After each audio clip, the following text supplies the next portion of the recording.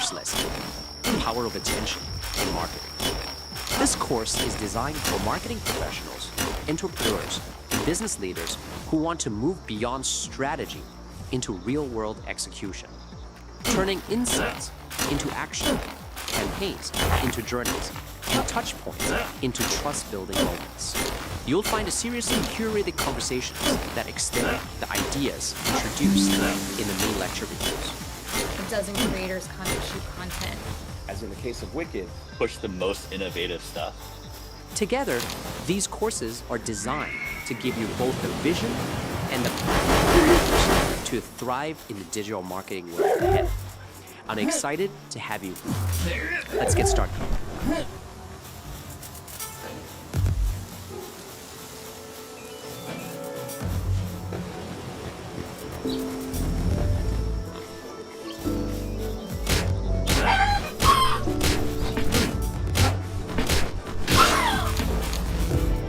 What's up guys, it's Aaron, and this is Cart Talk, a series where we talk about everything coffee. We've been getting a lot of questions about what machine to use for your coffee cart, so today we're going to dive into dual boiler espresso machines. Today I'm working on the Victoria Arduino Eagle 1 Prima paired with the Eureka Atom 65 grind by time grinder. This machine is a dual boiler machine, so it has a boiler for the group head and a boiler for the steam wands, which makes it incredibly powerful, and also it's really good for coffee carts because it's 110 volt. So equipped with a water tank, or it can be plumbed in directly to a water source depending on your scenario for your coffee cart or mobile application. This machine is also auto volumetric, so you can program your dosing for single shots, double shots, which makes it really nice if you're in a really busy environment and you're a solo worker. You can just basically program it so that you can push the button and the shot will pull on its own. So that shot is pulling on its own right now. I don't have to pay attention to it. What's nice is I can also steam milk at the same time.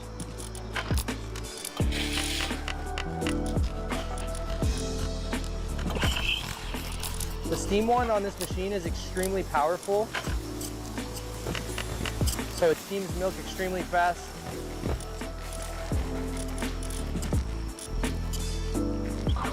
Boom. Milk's already done. The shot has been pulled without me having to touch it. The texture is insane with this.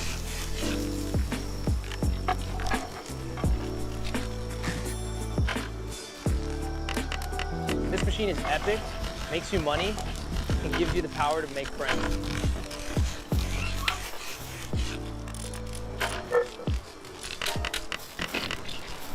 With his factory, weigh station, and restaurants, Madison has become a considerable player in the crawfish industry. We're building a new facility that's going to be focused on air freight crawfish. But his success hasn't come without its challenges. As the industry boomed over the last 20 years, lots of people tried to get in on the action. By 2019, the number of crawfish farms in the state had doubled. And then came inflation. Madison says costs soared 40%. Last year, fuel alone cost him $150,000 more than normal. That's a lot of money that would have been profit. Yeah, labor's pretty high, and we have mostly foreign labor. 95% of his staff is working in the U.S. on a visa. And we also have to house them and pay for transportation. You can't find local or American labor that would work as hard as these guys do side by side with us. Madison says he pays them just under $14 an hour, almost double the minimum wage. We'll put in 15 and 18-hour days, 7 days a week. So it's very demanding. We don't get to see our family as much in the season, but they don't get to see their family at all. Soaring operation costs and low margins have forced dozens of Louisiana crawfish companies to close. And so the people that came in just for the get-quick-rich scheme are not making it right now because of how tough the market is. Madison says the size of his company has helped keep him afloat. You know, we could absorb those blows, but a lot of people unfortunately couldn't. What made you We don't get big salaries. Madison said Parish Seafood Wholesale saw $500,000 in profit last year, and he paid himself just a $20,000 salary. He also says he invested more than 80% of the profit back into the company. So if anything ever breaks or if coolers go out, we have backup everything. You know, backup trucks, backup ice machines, backup freezers, backup coolers. We have multiple forklifts, which are all just luxuries. Because in an industry where one bad season could send the company packing, Madison has to fight to keep each crawfish alive. I think, in the next 5 or 6 years, it'll be very lucrative again to be in this industry. There'll only be a handful of people doing it. Bagels are to New York what crawfish are to Louisiana. We take a peek inside Utopia Bagel's kitchen to see how the shop makes 100,000 of them a week. Workers start the baking process at 3 a.m. and continue way past lunch hours. But according to owner Scott Spellman, the guarantee of a fresh, hot bagel is why you check it out from the thousands of other stores across New York City. I have said it time and time again. You may try a bagel, but once you try my bagel, you will not eat another bagel. We visited Utopia's kitchen in Queens, New York to see how it prepares its bagels in such big batches.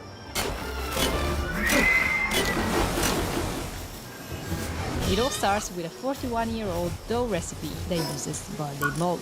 It's a really old school way of doing a bagel.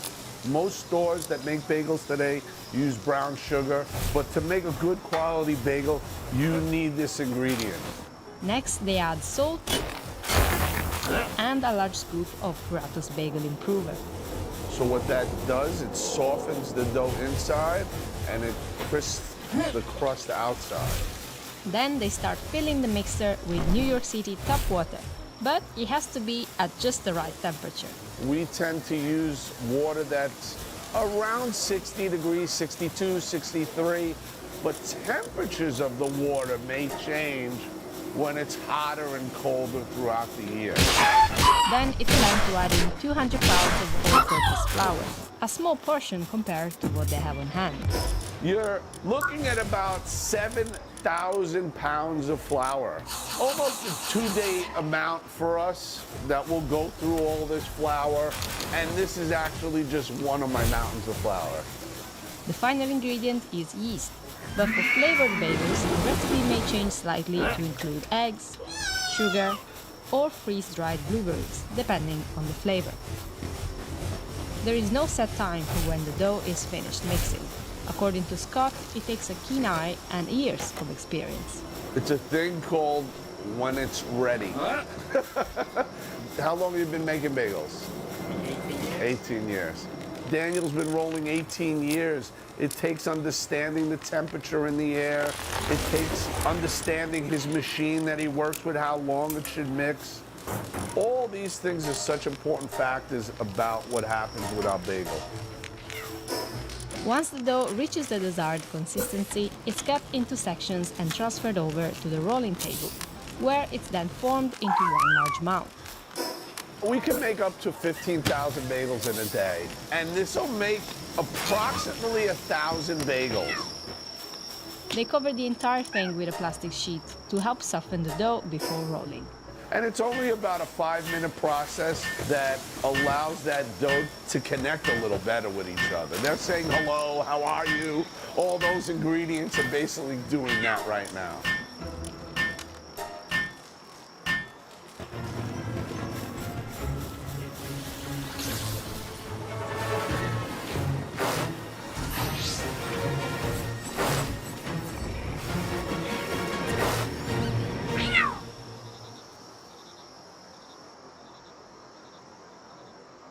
Whether you're hiring freelance AI engineers or preparing for your next AI engineer interview, knowing the right questions and the right answers can make all the difference.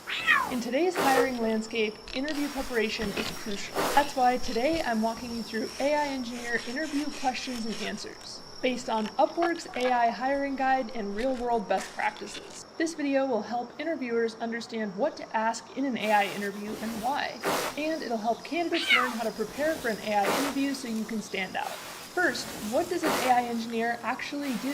At the core, AI engineers build, train, and deploy machine learning models. They manage data pipelines and integrate AI into real products. Important skills for AI engineers include programming, like Python, TensorFlow, PyTorch, understanding algorithms, scaling systems, and handling real-time data. But it's not just technical. In remote freelance environments, collaboration, clear communication, and adaptability are just as important. Let's look at this from the interviewer's perspective. For interviewers, as you're going through these questions, it's important to always look for the why, not just the what. How do you approach data pre-processing and feature engineering? This shows if the candidate has mastered the basic foundation. Explain SQL versus NoSQL databases for AI workloads. Can they handle real-world deployment and storage? What steps would you take to diagnose performance bugs in a model? This tests analytical troubleshooting. How would you design an AI system to scale for millions of users? Assesses the candidate's architectural thinking strategy. Have you worked with real-time communication technologies like WebRTC? This would be relevant experience for live AI features. How do you manage workload in a distributed team? Checks for the candidate's ability to self-manage. How do you collaborate with non-technical stakeholders? Ensures communication across teams. Have you mentored teammates remotely? This reveals leadership potential. Tell me about a project you're most proud of and what role you played. This will help to detect exaggerated resumes or AI-generated portfolios. Now, let's flip this around. If you're the interviewee, how should you respond? Each question can connect to a deeper skill, technical competence, real-world problem-solving, teamwork, and cultural alignment. A strong way to respond to behavioral questions is to use the STAR method: situation, task, action, result. Additionally, strong interview answers include sharing concrete examples from past projects, being transparent about limits and show a learning mindset, and balance technical detail with simple explanations, especially for a non-technical audience. If you're prepping for AI machine learning questions for a technical interview, refresh fundamentals like machine learning algorithms, data pre-processing, and deployment best practices. Practice coding challenges, especially in Python and ML frameworks. Prepare for system design, including pipelines, scalability, and real-time handling. Review model interpretability and be ready to explain SHAP, LIME, and ethical considerations. Make sure you stay current because interviewers may ask about the latest AI trends which are changing every day. At the end of the day, interviewers on Upwork are really looking for technical proficiency with applied problem solving, the ability to collaborate in remote settings, cultural alignment, and authentic expertise, something you can't fake with AI tools. To succeed in AI engineer interviews, you have to align your technical skills, communication, and culture. If you're hiring, focus on asking the right AI engineer interview questions. If you're interviewing, focus on giving clear, authentic answers. For more AI job interview tips and AI hiring best practices, check out the resources on the Upwork Resource Center. And don't forget to subscribe here for more guides on Upwork hiring and interview preparation.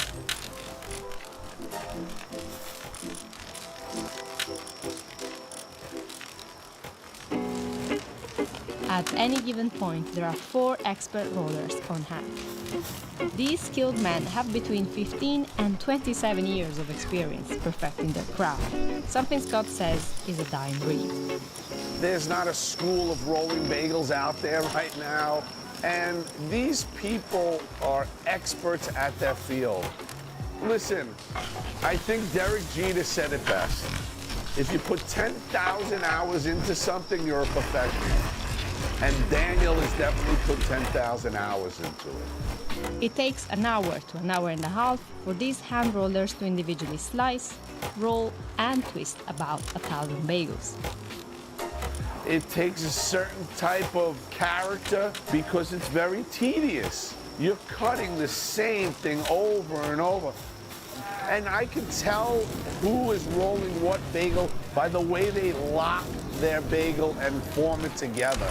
Daniel has that little lip here that I noticed about Daniel's rolling that I can see, you know, those were Daniel's bagels. And it gives each bagel their own personality. Our bagels are like snowflakes. Everyone is individually different, and that's what makes it special. Once the bagels are rolled, they're placed on these racks, covered with plastic and left to proof for a half hour. They then move into one of 3 fridges to ferment for at least 24 hours. What we're gonna do now is open these bagels up because we still have to reduce the heat to stop the rising of these bagels. We tend to stop the proofing where a lot of places tend to expand their proofing so that bagels are bigger. There's a misconception that bigger bagels are better, and they're not by far. As you see, each rack has approximately 1,000 bagels. So you're looking at 10,000, 15,000 bagels right before your eyes. And this is only one of my fridges that we keep the bagels. Here's my second fridge. Again, you have racks of bagels, 1, 2, 3, 4. We have close to 7,000, 8,000 more bagels. So this is basically where we'll keep our everyday making of the bagels. Now it's time for fun and games. We're gonna start baking some bagels.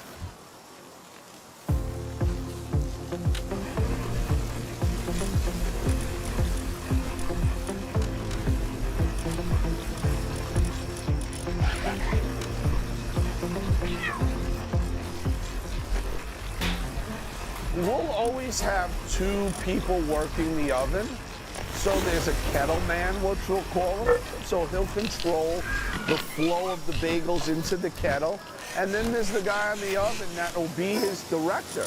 But the kettle is the ultimate guy in control because he knows when that bagel's ready to come out of that kettle. It's so important.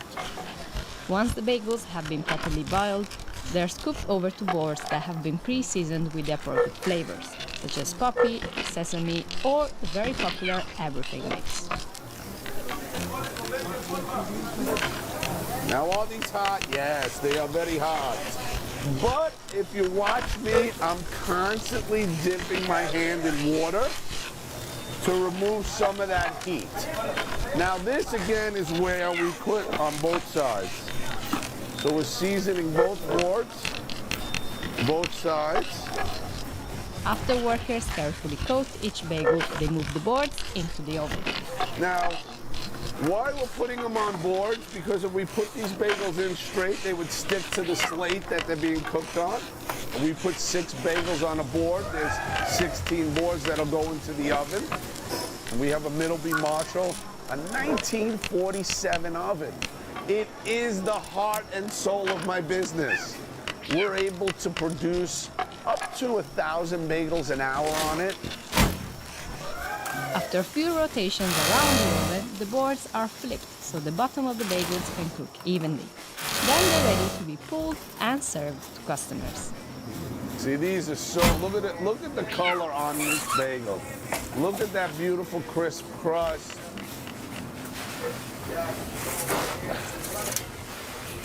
My son always does the knock test. See that crisp crust? Look at that steam coming out of that bagel.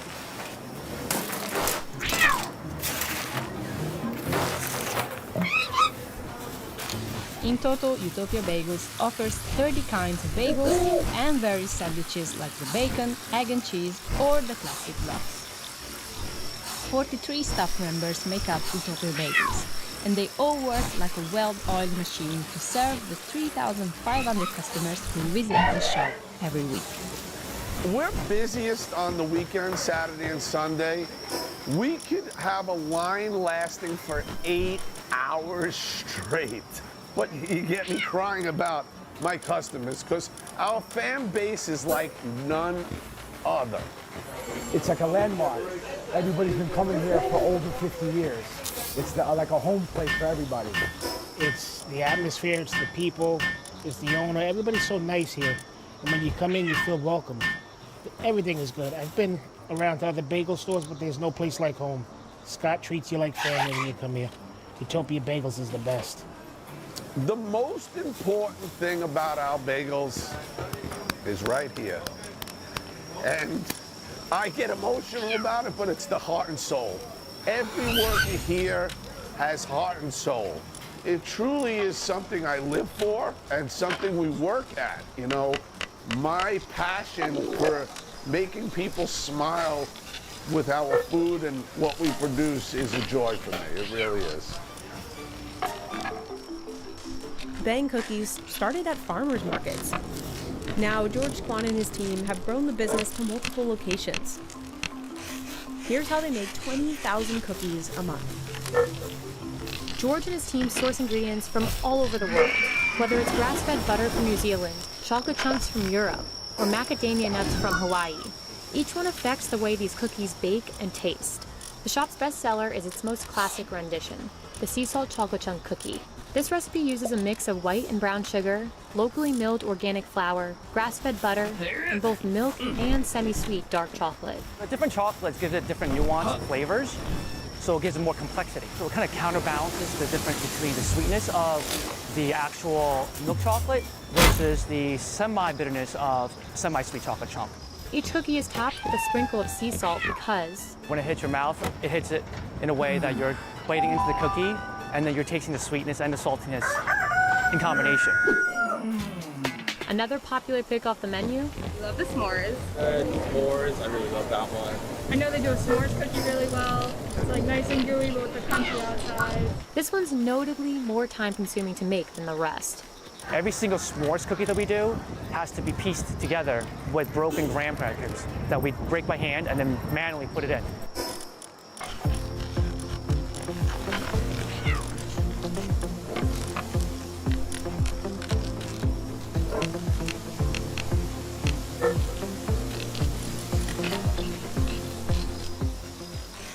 Finally, each cookie is individually packaged in plastic, so customers can see exactly what's put on the inside. It also keeps them fresh and soft. I feel like it's gooey, it's like big, I can taste that it's organic, it's like good ingredients. Bang Cookies didn't initially attract customers for cookies, but rather the name of the shop itself. We wanted a name that would be able to draw attention because we didn't have like the marketing funds at all. We wanted something that's outlandish because we're the new players in the farmers market.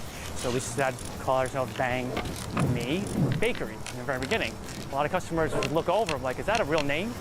Like, yeah, it is. Let's try the cookies now. And they did. The name changed to be a bit more kid-friendly, but the customers kept coming. It's 5:26, what time did you get a lunch? 4:10, because Jessica at the pizza shop said we have to try them, that they are so awesome, and for us to please get her a t-shirt. And with so much demand, Bang Cookies has already opened 2 locations in Jersey City, and they've got plans for more to come. That means more cookies for customers across the country, who've already had them shipped to states like California, Alaska, and Hawaii. Here at this noodle shop, we meet Jason Wang to see how he grew a casual Chinese eatery to 12 locations across New York City. Head to New York and you'll find several Chinese noodle shops dotted across the city. But the wide hand-ripped noodles from the shop celebrated by Anthony Bourdain. This place is unbelievable. This place is great. Come from here. Now this is the central kitchen, where the popular spicy cumin lamb plate is made from scratch. Spicy cumin lamb is a dish that's pretty commonly found in most of mainland China, like northern parts especially. But to put the lamb along with our white noodles, we're the first to do that. Is that because you guys like noodles, or you felt like New York would respond to the noodles with the lamb? You know, we were like, all right, something cumin, something lamb, let's make this dish. So this is my favorite, right? And then the noodles is my father's favorite because he's a noodle person. He's not that much into rice. So that's how it came to be. The noodles start out like this, a simple dough mixture made with flour, water, and a little bit of salt. And then how long can that sit before you have to pull? 最多不要超过半个小时。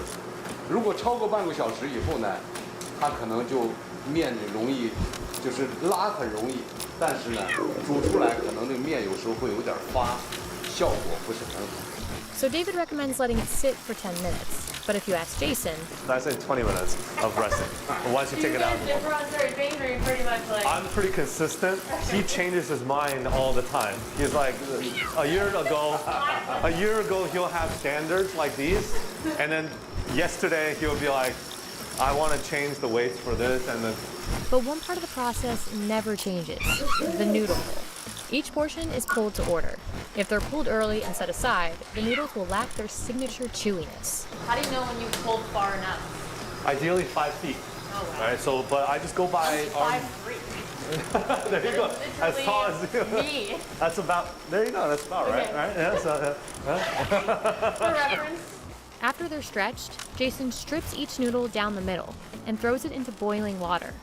So we find wine noodles better because it just carries the flavor a little bit better. The noodles is always perfect. They wider, but they tender. They're nice and tender. While the protein may not be the star, the most popular dish at Xi'an Famous Foods simply wouldn't be the same without it. To make the lamb, Jason and his father set aside 7 ingredients. 这是羊腿肉，这是孜然，这是辣椒干，这是盐，这是洋葱、生姜、青尖椒、红尖椒、青葱、剥皮蒜头。 David turns the wok up to full blast, adding in the lamb first and flipping it almost continuously. You'll see him doing a combination of that. And the idea is just to keep the meat from sticking to the sides because that means it's burnt. Then David tosses in the rest of the ingredients and a spoonful of the restaurant's chili oil, which famously flew off the shelves after the New York Times recommended it to readers in May. With a proprietary blend of 30 spices, that's where the signature flavor and heat in this dish really come through. The lamb is sliced thin so that each piece really absorbs all that cumin and chili and spice. Yeah, it smells good, right? It smells amazing. You don't want to try right now, or you want to give it a try? It's tempting, right? I kind of do. Yeah, go for it. You want to go out and try some? Go ahead. Yeah, we're casual here. I'm not going to be able to pick it Yeah. up. We're good. We're good. You got it? Nice. All right, there you go. No pressure, just in case. That is so flavorful. No, really though, like I thought it was gonna be so spicy in your face, like blow up. It's very approachable. It's not. Yeah. It's very approachable. The flavor profile of Shanxi, Xi'an cuisine is not to burn your mouth off. No. That's not the goal. It's a fragrant spice, 香辣, So you have all the fragrances, you have some spice. A lot of it looks intimidating because it's really red, but that's part of the presentation of the dish. But when you actually eat it, it's not that spicy. No, it's very fragrant. That's like the perfect word to describe that.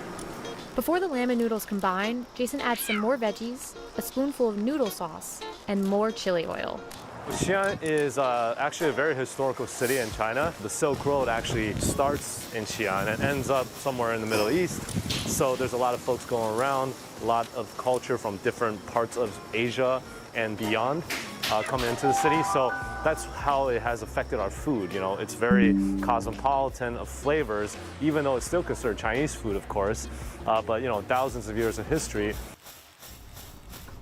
Oh, Capital One? My team's transformer-based AI model. Built using contextual data. Helps personalize your experience in real time. That's how we stack. That's technology at Capital One. Has made it into somewhat of a unique cuisine. What was once a tiny Flushing restaurant has turned into 10 locations across New York City. And as the restaurant grew, so did its loyal band of customers. When we found out it was opening here, we come in like 2-3 times a week. We even going on websites to see like the ingredients to like make our own, like homemade. I didn't get to it. Then they came out with the cookbook. Oh, I already got the cookbook. Yeah. I work right around the corner. And our back door is to their back door. How often do you come? 4 times a week. This is the most vitamin D I've gotten in like 5 months. Okay.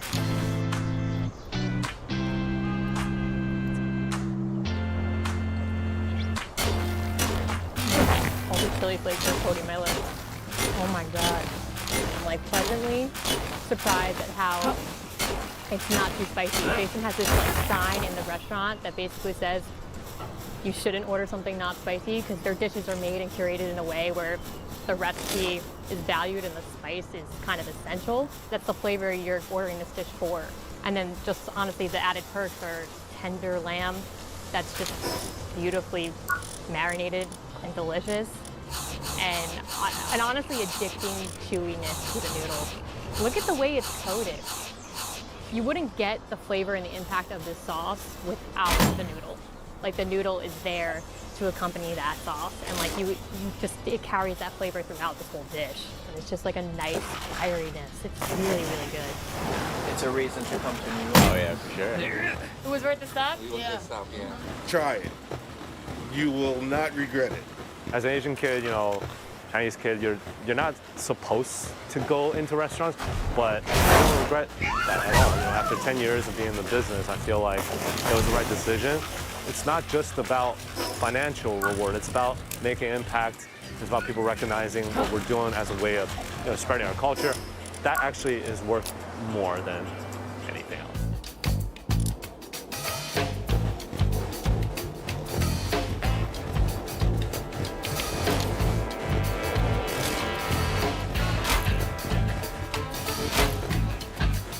Ohrwascher's Bakery was founded in 1916 by Abraham Ohrwascher, a Hungarian immigrant determined to bring quality Eastern European breads to his local community. Since being sold to its current owner in 2008, the business has expanded to 2 brick-and-mortar locations, plus a massive wholesale production facility, which makes bread for some of the biggest restaurants in NYC. All right, so today we're in the Bronx at Ohrwascher's giant factory. This is where they make the bread that's getting sent out to some of the biggest restaurants and supermarkets in the city, and we're gonna go get a behind-the-scenes tour to see how it's all done.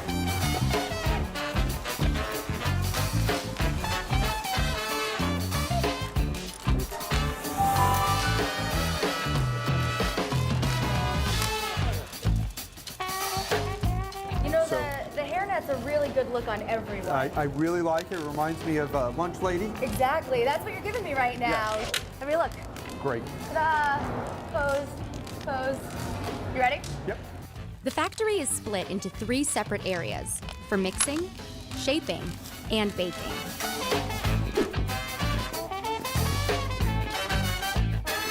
So right now you have the water, starter, and flour, and it's being incorporated. And we're shortly going to add the yeast and then the salt to it. This could make a lot of bread, a lot of dough. How many loaves do you think you'll get out of something this size? Well, I mean, right now we're mixing a couple 100 pounds, so you could essentially get probably 150 loaves.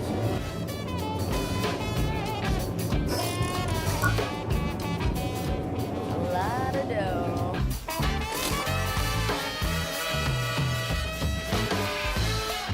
Once the dough is mixed, it makes its way into the shaping room.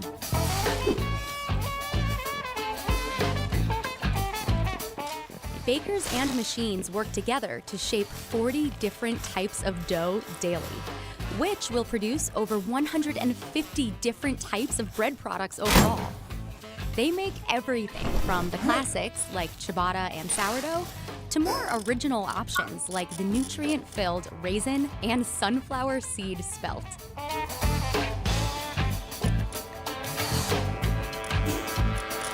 Before the shaped dough is ready for the oven, it makes a pit stop to the humidity-controlled proofing room. Here you go. Whoa!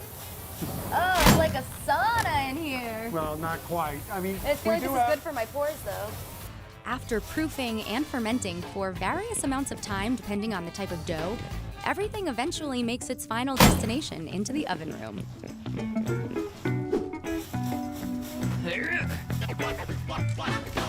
Right, so you have your deck oven and your 3 convection ovens, or rack ovens, and this is where all the bread is baked, and then we move it a little bit over to cool it.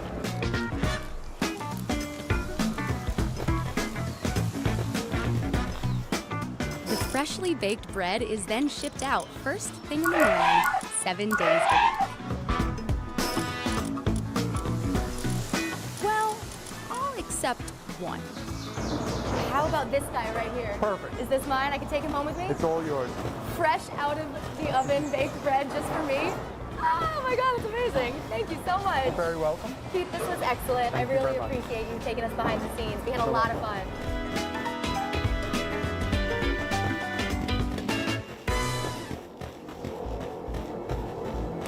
AI can't fly, but it can help boost trajectory for more airtime. Find your edge with AI from Google Cloud. At Paris Baguette, delight in the new salted caramel pretzel pastries and coffees. Salty meets sweet in every perfect bite and sip. Stop in today or order online at parisbaguette.com.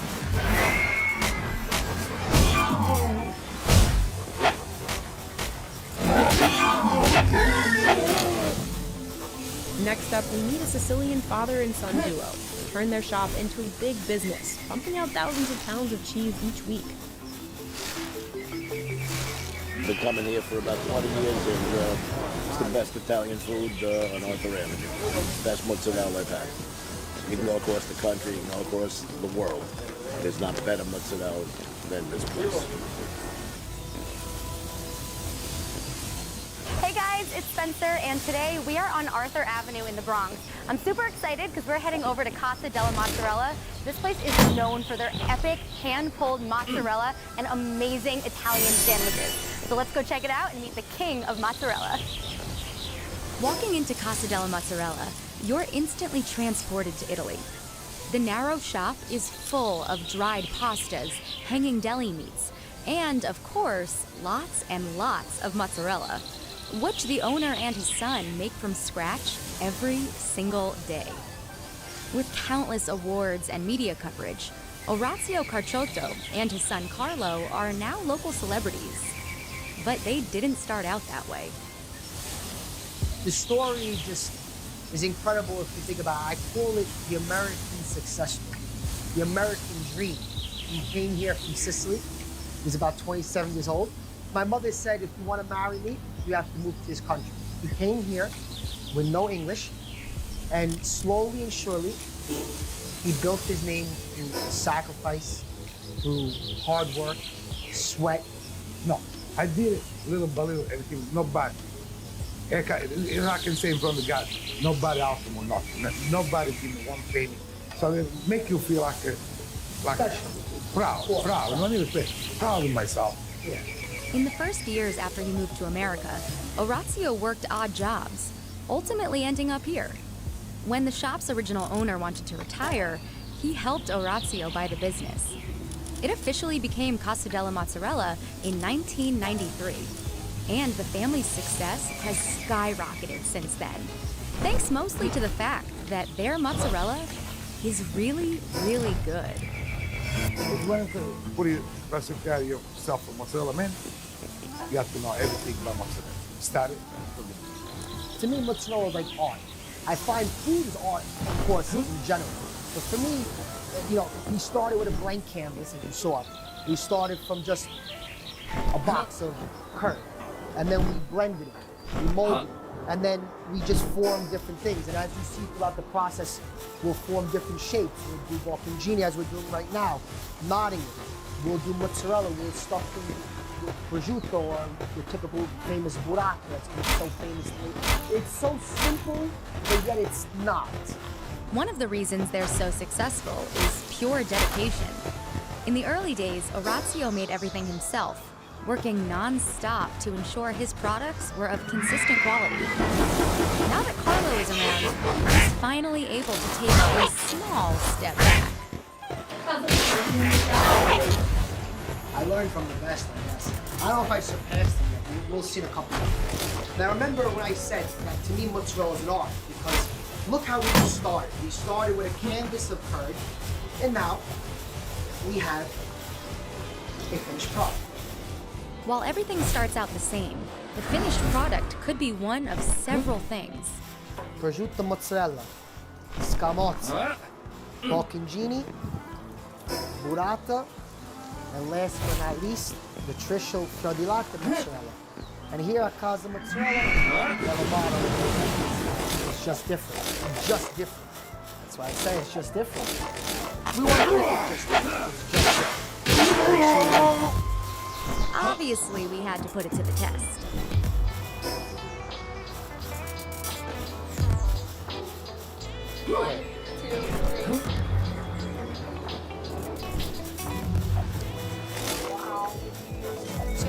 Spencer, honestly, it's just different, I think, right? What do you think?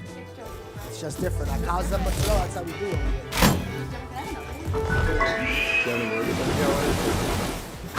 here.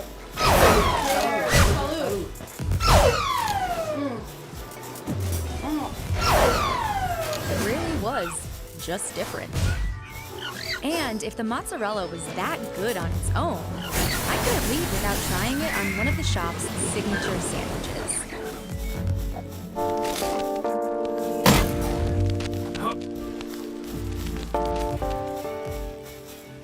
What are your most popular sandwiches? The most popular sandwich, boys, would be the casa. The casa for sure, which is mozzarella, prosciutto di Parma, sun-dried peppers, and a little bit of balsamic glaze. It's kind of like if you go to McDonald's. The Big Mac is the way to go. There you go, your casa sandwich. Oh, thank you. Very much. Thanks. We're gonna do this like real New Yorkers and eat it right on the street, because that's how we do here. Mmm. Mmm. Oh, yeah. That is exactly what you want in a sandwich.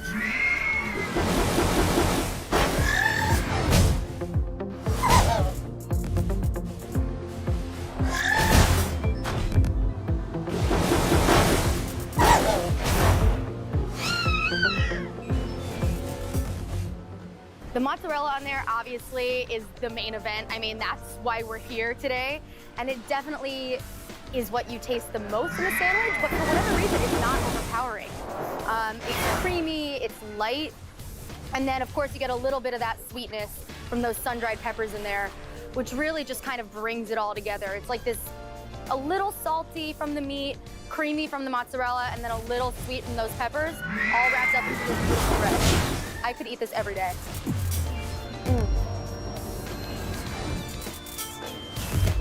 The cheese is incredible. The prosciutto is really great.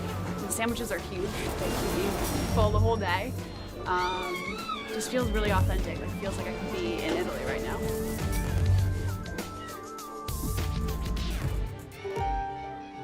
So if you work hard, believe me, you will reach the place you want to reach.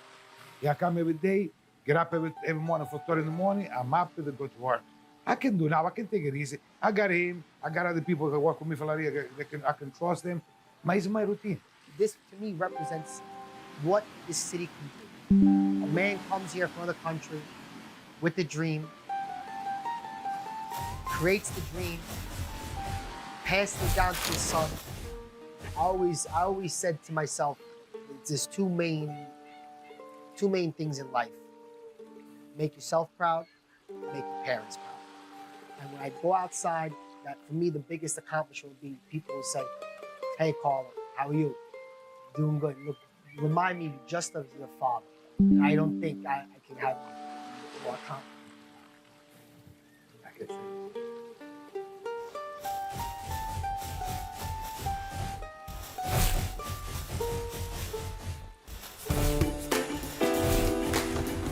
Now we meet the New York entrepreneur who became famous for her pasta. The magical pasta adventure. A pasta adventure.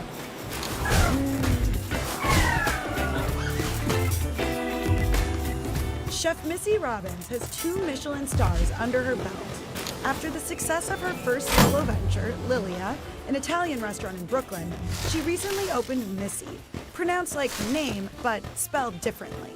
Robbins initially learned the art of pasta making while living in Italy, but today it's New Yorkers clamoring for a table at her Brooklyn restaurants. My friend Josh Beckerman, aka Foodie Magician, is a famous food Instagrammer / magician, and I knew he was just the guy to get me in at Missy.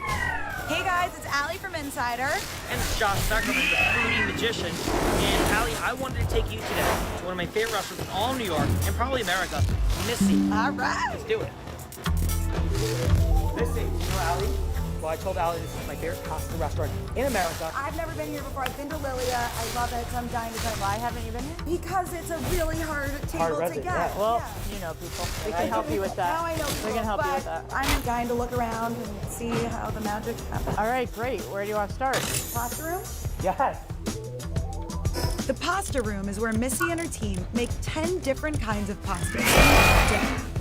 The walls are windows so that both diners in the restaurant and people walking by on the street can see how the famous pasta is made. So these are the oki.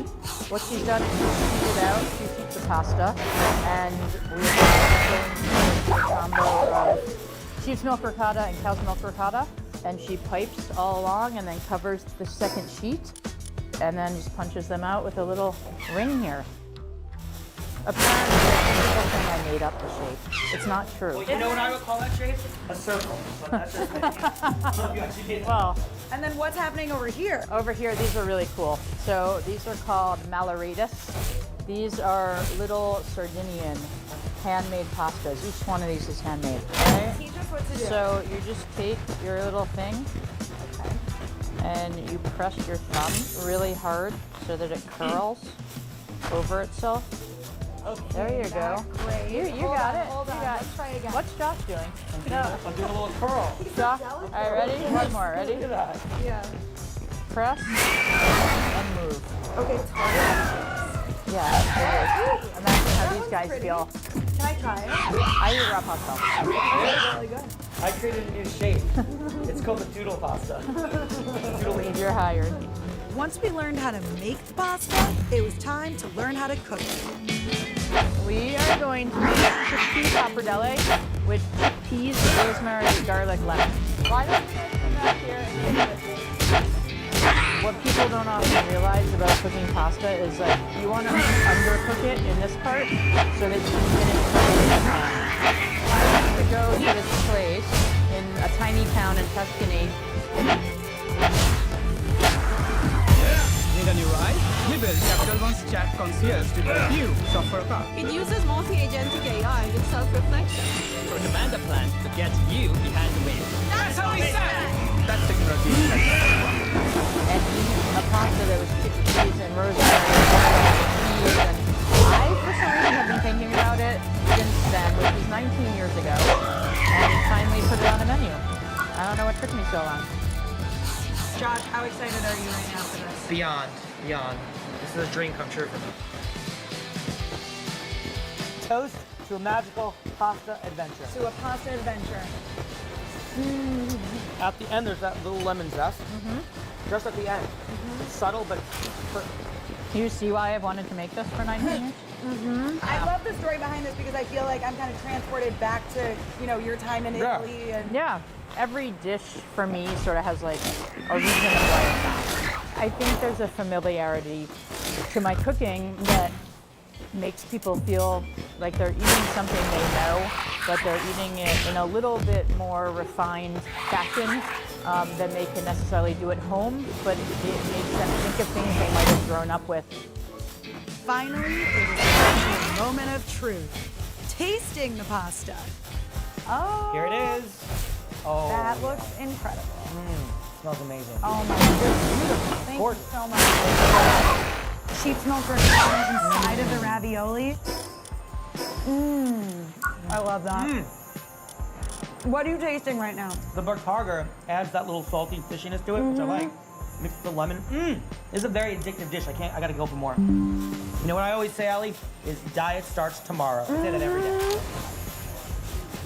I take pictures of everything I eat. Yeah. Put it on my Instagram. Anyways, I want to do a picture of this spaghetti. I like twirl it up. Oh my god, this is stunning. This is beautiful. I know. I'm really jealous right now. This is super savory. The other was a little sweet, but the fennel on this gives it a really nice touch. I like that. It's, a little licoricey. Yeah, a little earthiness to it. And you have these Sicilian almonds that gives just the right nuttiness. Almost nutty. I was You're gonna say that. You took the words right out of my mouth.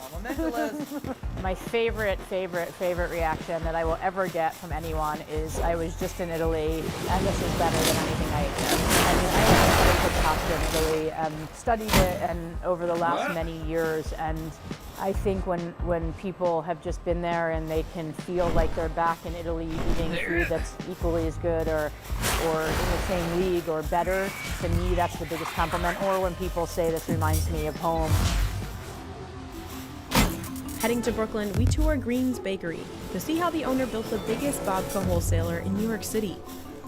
If you go anywhere in the country, if people know anything about babka, or you say the word babka, they're gonna think about greens and they're gonna think about New York City.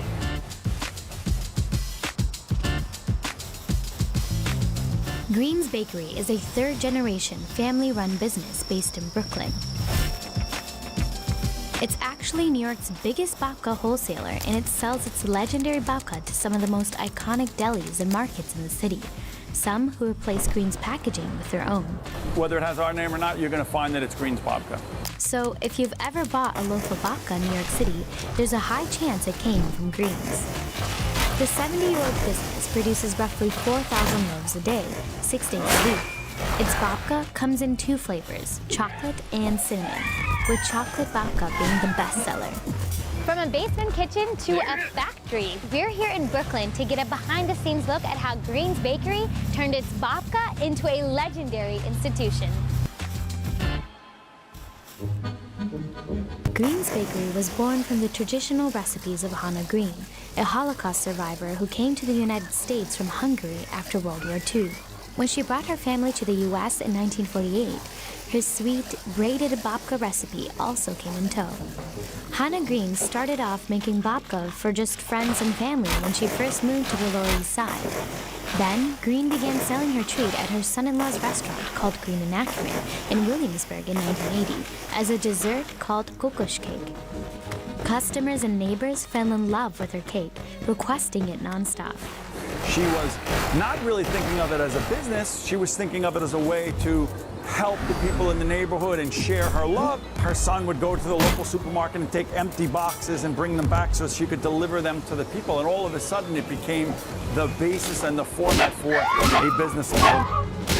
After 10 years of fulfilling orders from the basement of the restaurant, Green's family decided to relocate to Brooklyn in 1991 and opened for business. The babka that you're going to eat today from Green's is going to be the same babka that you would have eaten 50 years ago from Green's. It's the family recipe. It's the same product that Hannah Green was making in her kitchen on the Lower East Side. Over the past few years, Green's has expanded its inventory to include other Jewish and Eastern European pastries like rugula and honey cakes. But it truly was its staple item that paved the way for its success. Its traditional home-style babka.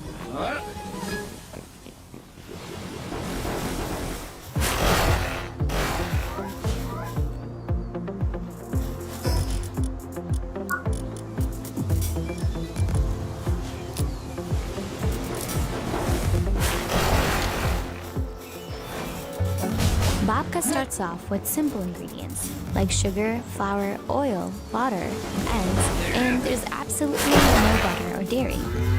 The ingredients are all mixed together, kneaded, and shaped into dough balls. Green's babka is made in 2 ways, by machine and by hand.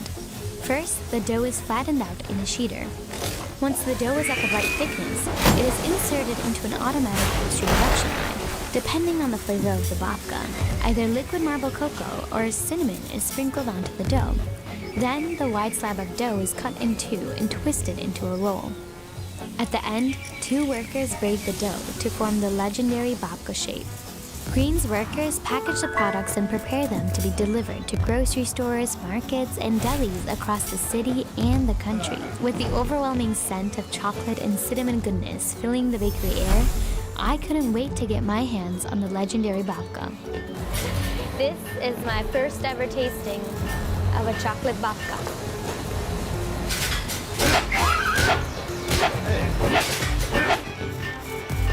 The edible insect industry has taken off in recent years. Here in Ontario, we have one company built cricket and powder. Most of these crickets will be milled into a powder that can be used as flour.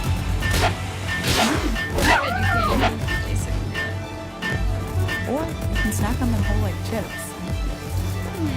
This one is barbecue flavored. Though you may be thinking this is a strange choice of fruit, crickets actually contain more protein than beef without any of the environmental damage. A lot of manufacturers and entrepreneurs were looking for safer, more sustainable protein sources to add to their product. And for us, it's been quite a boon to our business as a result.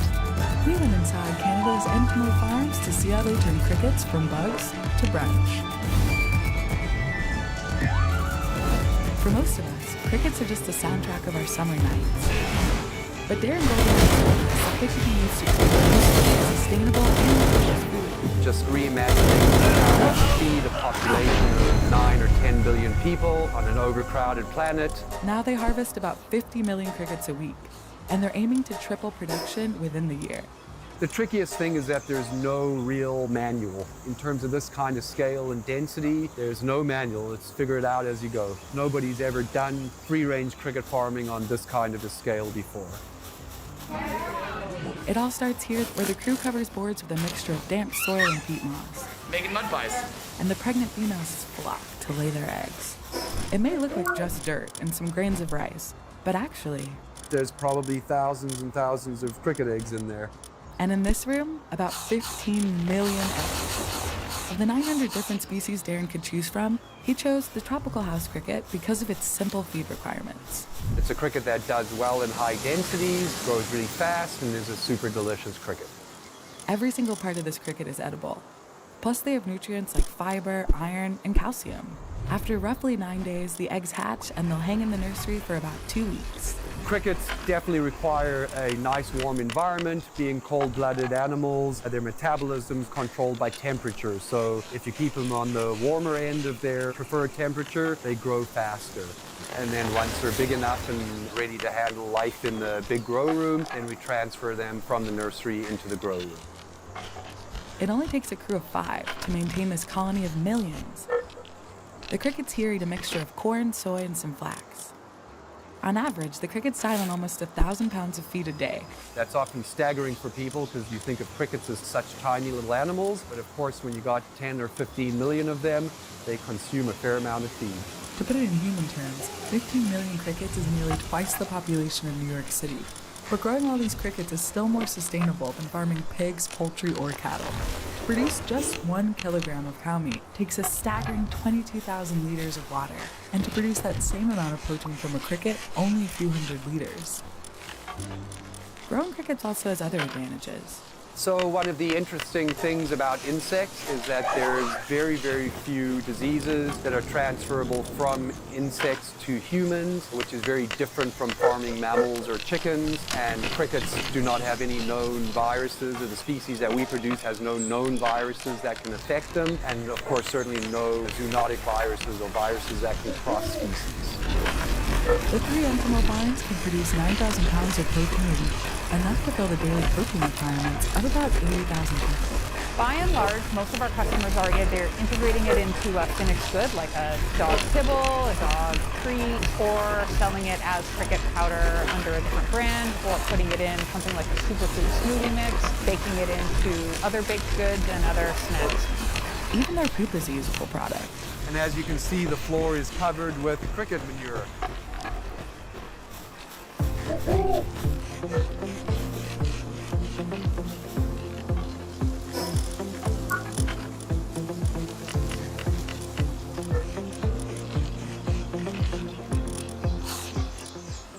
It's called frass, and it's a great fertilizer. The farm can produce about 6,000 pounds of manure per harvest. These crickets will live out their full lifespan before they become food. So from the time egg hatches to harvest is about 6 weeks. The big difference is that at 6 weeks, the cricket is fully mature, it's lived out its life, it's bred and laid eggs for us, and essentially it would be dying within a few days anyway. And now it's time to see them turned into food. So this is our raw receiving room. All of the crickets come in from the farm. The insects are rinsed and sorted to make sure there's no debris from the farm in the mix. Next, they're evenly spread onto trays and slipped into ovens to roast. So in order to make the powder, the moisture has to be below a certain percentage. We find that if it's above that percentage, it's really difficult to grind it. While some are left whole and set for seasoning and packaging, the majority will go into this industrial grinder until they look like coffee. Do a 30-second whisk to break it up. It's then manually packed into boxes of 25 pounds each.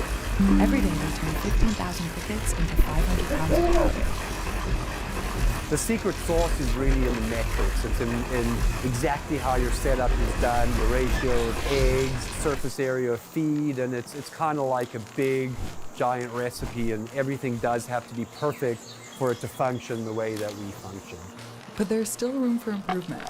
Right now, the process of Entimo is mostly manual, and that needs to change if they want to ramp up production.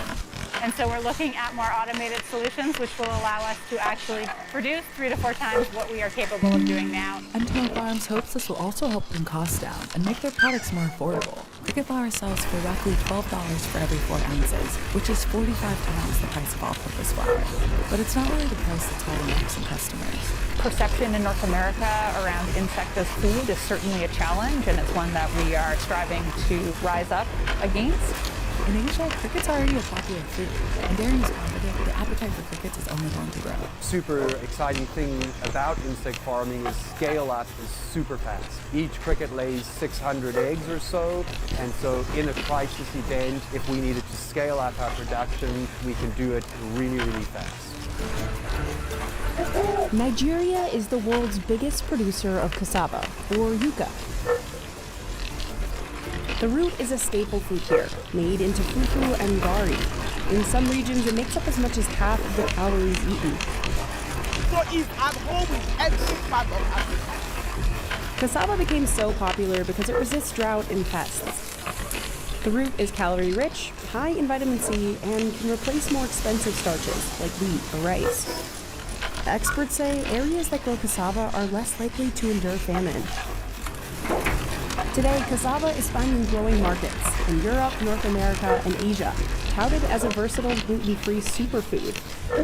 It can be turned into valuable exports like ethanol for biofuel, sweetener, and starches like tapioca for bubble tea. But most of the cassava Nigeria grows never leaves the country. So it could be missing out on billions in global trade. Challenges plague its entire supply chain, from farm to factory. For one, cassava needs to be processed in less than 48 hours, or it rots. But most processing plants are hundreds of miles from farms. As of 2015, the country had lost $600 million worth of cassava to spoilage. Entrepreneur Yemisi Ramoye says she's going to learn to fix that. She launched a processing company called Sultry International and has since landed customers like Nestle and Unilever. But now that we are coming to just try you, there is high demand for the crop. Farmers can get good value for their crop. So can Nigeria fix its supply chain enough to feed itself and cash in on a global export market? Cassava is a shrub with edible roots that's native to South America. The raw root can be poisonous. It actually has cyanide in it. And more than 4,000 years ago, indigenous people in the Amazon River Basin discovered that grating, straining, and cooking cassava made it safe to eat. Portuguese colonizers first introduced cassava to Africa in the 16th century. Then, in the 1850s, when formerly enslaved Africans returned to Nigeria, they brought cassava cooking methods with them from Brazil. Europeans pushed the cultivation of cassava in Africa because it was hardy and could help prevent famine. During this time, new ways to cook the root sprung up across the continent. In Nigeria, they ground up and dried the cassava pulps into flakes, called gari. Because it's fermented, gari helped harvested cassava last longer. Over the centuries, the roots replaced native yams as the main food source across the continent. Almost every family have cassava at their backyard to make gari or to make fufu, whether rich or poor. At Capital One, we start with applied research, leveraging our data to build models and embed AI solutions throughout our business. That's how we do it. And that's technology at Capital One. Today, Nigeria produces more than 60 million tons a year. But experts say cassava farmers aren't growing it efficiently. So they take home just $1 a day. You're farming on really small plots, so you're not getting the benefit of economies of scale. Large-scale farmers usually grow more delicate crops, like corn, rice, or wheat, because they can be more profitable than cassava. They get a little bit more of a premium spot in the allocation of land. The ones growing cassava often do it because they have no other choice. Cassava can handle acidic, poor-quality soil. It needs less fertilizer and water, and it's generally cheaper to grow. But because of uneven soil, machinery and tractors can't reach many cassava fields. And since they're harvesting by hand and growing seed varieties that don't produce as many roots, Nigerian cassava farmers have some of the worst yields in the world, meaning they harvest less of it per acre. But Yemisi believes she could change that. She spent years saving up money to open her own cassava processing business in 2005, Sultry International. We started with 17 farmers. The youngest of them was about 55. Some of them are died now, bless them memory. She grew farmers so they could buy and cultivate more land together, like this nearly 500-acre farm. Farmers have moved from 1 acre to about average of about 20 acres today. She brought in Foluke Adeleke as the head of agriculture to introduce new, stronger cassava varieties onto her partner farms. This type of variety, and it is known for its good starch content, and it has a better yield. The roots are big, so you can see it's very big. Yemisi has also been able to introduce tractors on some plots, speeding up harvest by 150%. Because these farms are harvesting more cassava, Yemisi can pay more. She cut out any middlemen and directly pays farmers nearly 4 times more than the open market. Now, farmers know how much their markup is before they even plant. We've been able to move farmers from less than $1 a day in the last 10 years to about $10 a day today. All of her efforts have gotten a lot of attention. Over the last 18 years, she's partnered with 10,000 farmers. Out of which about 6,000 are men, about 4,000 are women. After pulling up a load of massive roots, workers throw them onto trucks bound for Sultry's processing plant. 90% of the country's cassava is eaten locally, mostly as gari and fufu. Adeoju Adijat has been a gari producer since 1995. Every day, her factory processes 2 to 3 truckloads of cassava.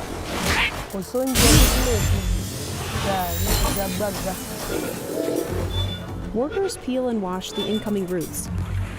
Then they grind, drain, press, and fry the cassava to make the gari's signature flakes. The peeled cassava has to be soaked for 3 days to make the staple side dish fufu. It's pounded, sieved, and drained before forming a paste.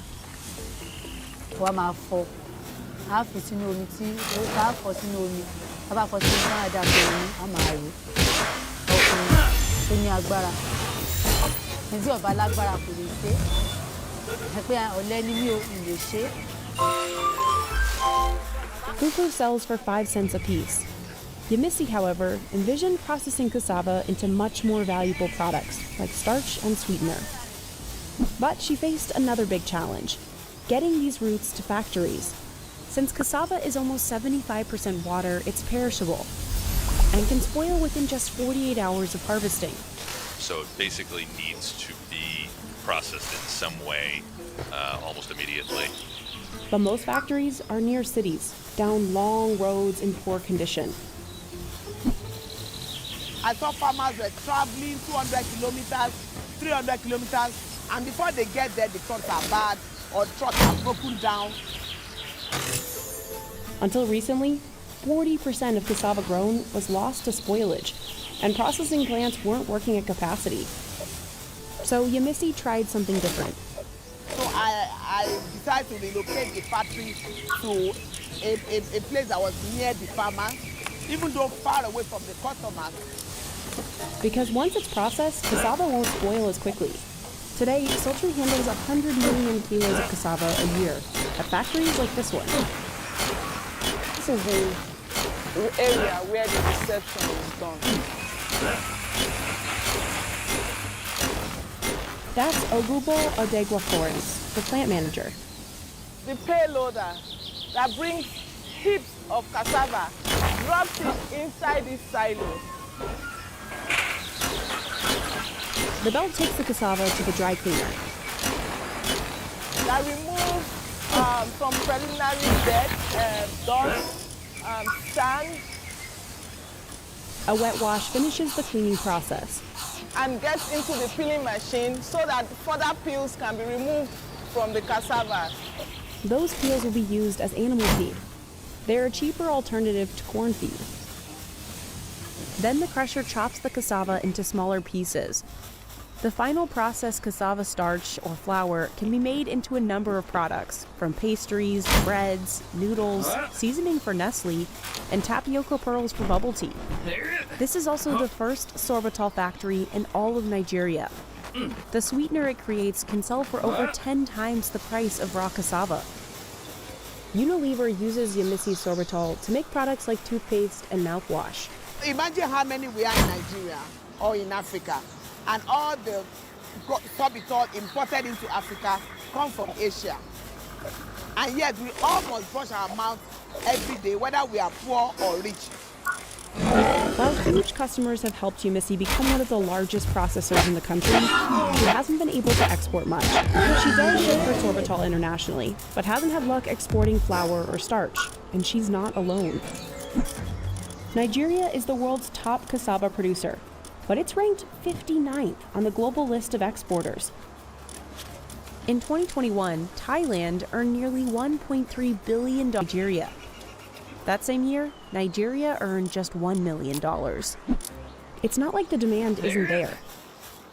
The global market for sorbitol is expected to rise as more people turn to sugar-free products. Nigeria actually has to import 95% of its starch because demand outpaces production. Rising wheat prices due to the war in Ukraine have driven up interest in cassava flour. And then there's ethanol, a valuable biofuel, also used in beer and winemaking and pharmaceutical products. Some estimate cassava ethanol production alone could earn the country billions. But the final problem is adoption. Yes, cassava is an important food staple. But Yemisi says not enough Nigerians know that it can also be processed into lucrative export products. Now, the government has done things to help increase demand domestically. But experts say it needs to invest more to boost exports. And producers have told us they want more government support, like building better roads near farms and increasing investment in new cassava varieties. Because Yemisi Sultry is proving cassava investments actually work.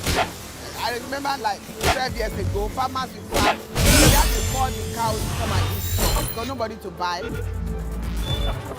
But now that we are coming to industrial, there is high demand for the crop, so farmers can get good value for their crop. If Nigeria can grow, process, and export more, it could tap the huge economic potential of cassava. We grow the highest amount of cassava in the world. We are now ready to take our place at the global scene.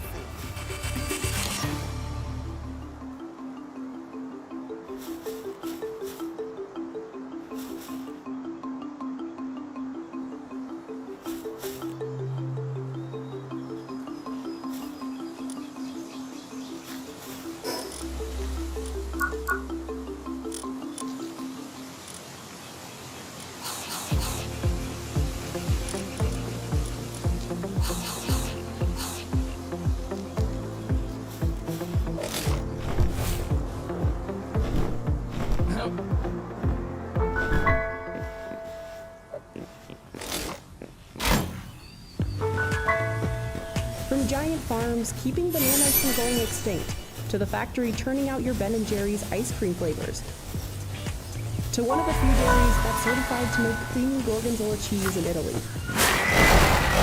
to the farm producing beluga caviar that can cost nearly $6,000. We traveled to see where all these foods we love buying from the grocery store actually make it there. Our first stop is Magdalena, Colombia, where you learn how farmers are protecting the world's favorite banana from a lethal fungus. You probably know the Cavendish banana. You can find this type of banana in every supermarket around the world. They're so popular because they're yummy, they look nice, and they ripen as they transport. It's high yielding, it's got quite a thick skin, and so travels well and tastes pretty good. Comes in its own package. But there's a problem. They are sterile, they don't have seeds. No seeds means Cavendish bananas are clones of each other. So the only way to propagate them is in vitro, or by taking new growths called suckers from the base of an older plant.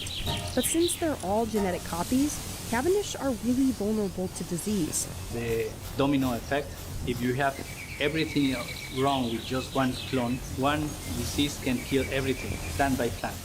That's exactly what's happening with TR4, one of the deadliest plant diseases out there.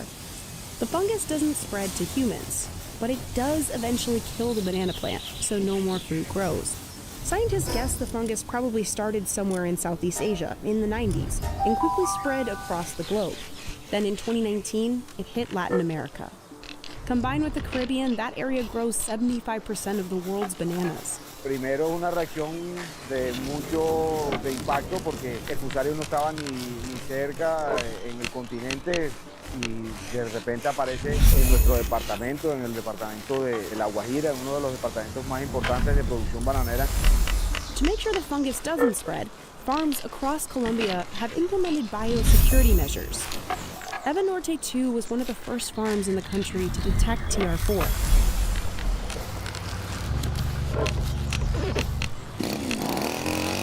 Workers wash down and disinfect the underside of any car that comes in, just in case there's infected soil hiding in the treads. Entonces cualquier parte de nuestra indumentaria que entre en contacto con suelo puede convertirse en un factor de dispersión. Los zapatos los ubica en esta zona, se gira, se pone el overol y se colocan las botas de caucho que va a ingresar al predio. El calzado es único, esto se considera zona sucia y esto es zona limpia. Zona limpia porque es la que está bajo el control de la desinfección que está de la salida hacia la finca. Antonio's team built cement paths throughout the farm. So on their way to harvest, workers are walking on open soil. Y hemos visto drásticamente cómo se reduce la cantidad de suelo que se adhiere a las botas. Once they've reached the area ready to be harvested, workers walk through a sanitizing footbath made of ammonia. En promedio aquí en La Guajira un pediluvio cubre entre 35 a 40 hectáreas. Donde hay foco, en esas zonas colocamos pediluvios adicionales para cubrir la entrada y la salida de esas áreas de foco. Out in the field, workers measure the banana fingers to make sure they're ready to harvest. They're usually ready about 12 to 13 weeks after the fruit stem shows up. One worker cuts down a 65-pound bundle, while the other catches it and carries it to the cableway. That cableway system brings all those banana bunches to the packaging plant. First, workers sanitize the bunches with chlorine. Con el fin de retirar cualquier insecto que pueda venir del campo dentro de la fruta, como en el caso de arañas. Then they check the bananas for quality and any signs of fusarium damage. They cut off and throw bushels into a huge tank. That bath not only preserves the bananas, but washes off any of the latex that naturally occurs in the peel. The bananas get cut into smaller bunches of 5 to 7. Posterior a eso viene la parte de sellado, cubierta de corona para el tema de protección para el viaje. Next come those famous stickers. Pasa a la etapa de pesado de la bandeja y por último está el área de empaque. Workers wrap the banana carefully so they don't bruise. That wrapping has holes in it so the bananas can ripen as they travel.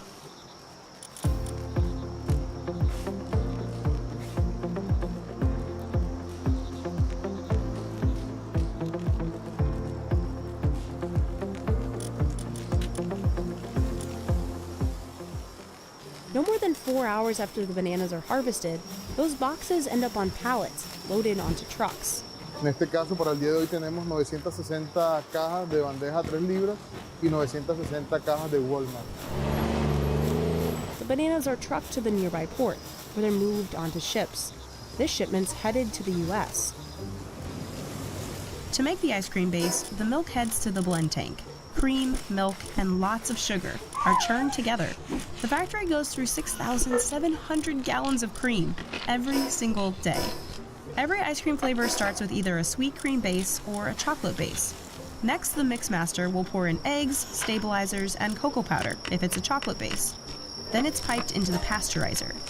You can't see it happening, but hot steel plates are heating up the mix to kill any harmful bacteria. The newly pasteurized milk is stored in the tank for 4 to 8 hours, so the ingredients can really get to know each other. After making the 2 bases, they'll head to one of the 20 flavor vats to get a flavor boost. We're always coming up with new flavors, hundreds of flavors a year, and we usually narrow it down to about 3 or 4. We really love to bring our social mission values into our naming process.